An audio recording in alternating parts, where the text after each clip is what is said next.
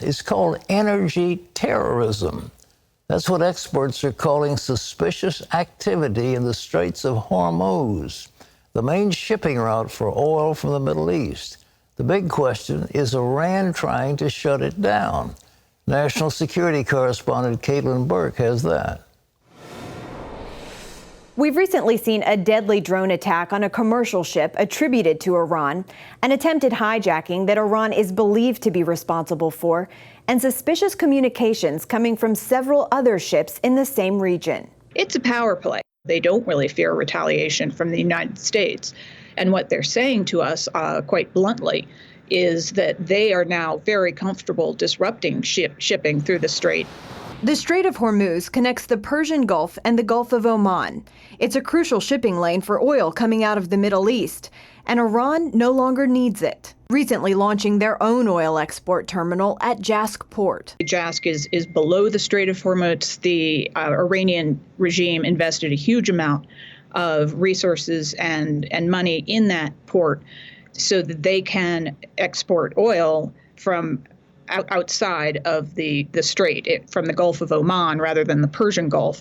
And so that gives them the flexibility to threaten the strait. Victoria Coates, a deputy national security advisor under the Trump administration, says it's also important to factor in the hardline new government that's now in power in Tehran. They are showing everyone in the region there's a new sheriff in town. They want to try to make clear to the world that they are unbowed by the U.S. sanctions. Continued attacks on ships traveling through the Strait of Hormuz could result in global oil shortages and higher prices. But the U.S. is in a unique position. The Iranians don't need the strait, and the reality is that we don't either. Thanks to the American energy renaissance that we've seen over really the last decade, but particularly over the last 5 years, the United States is now one of the big three energy producers in the world, along with Saudi Arabia and Russia. There is concern, however, that the Biden administration's energy policies are curbing domestic energy production. On the one hand, they're going to cancel the Keystone pipeline. On the other hand, they're going to greenlight the Nord Stream 2 pipeline into Germany. So they're constricting flows of energy through the United States by canceling Keystone, but allowing the flow of fossil fuels into Europe. While launching provocation after provocation, Iran continues to delay negotiations about re-entering a nuclear deal. Experts warning that now is the time for a strong response from the Biden administration. Pat? Caitlin, what kind of response would bring Iran back in line, do you think? Well, back in 1988, Iran took similar action, disabling a U.S. ship off of Qatar.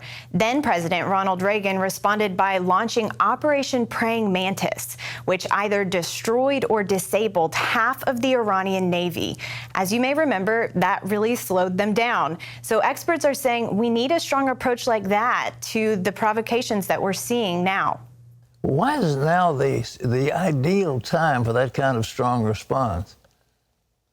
Well, during my conversation with Victoria Coates, she pointed out that much of the strength and control Iran is trying to project to the U.S. right now is a show. In reality, they're dealing with U.S. sanctions, but also a lot of domestic unrest. People are angry about the way that the pandemic was handled, about work conditions, about a severe water shortage, about a government that doesn't have their best interests in mind. So now is the best time for Biden to take a page from Reagan's playbook, anticipating that Tehran really is struggling to juggle it all. Caitlin, thank you very much. And ladies and gentlemen, I just want to say, America, when you look at the Permian, when you look at the fracking of all the energy opportunities, when you think of what we have in Alaska, we are swimming in oil. But what's happened, Biden is trying to curtail American energy production under the chimera of the Green New Deal. It's nonsense. And he was acting illegally when he shut down the Keystone pipeline, but the people who were behind it have stopped permanently. He didn't have the authority to do that, but he did it anyhow. He's acting as a dictator, a terrorist without any regard to the Constitution. We have plenty of oil here. especially when you look up in Alaska and the Permian Basin and other places. But what is happening? Biden is trying to curtail American energy while they're actually calling on OPEC to increase production. The whole thing is insanity. It's as if they hate America and they're trying to destroy us.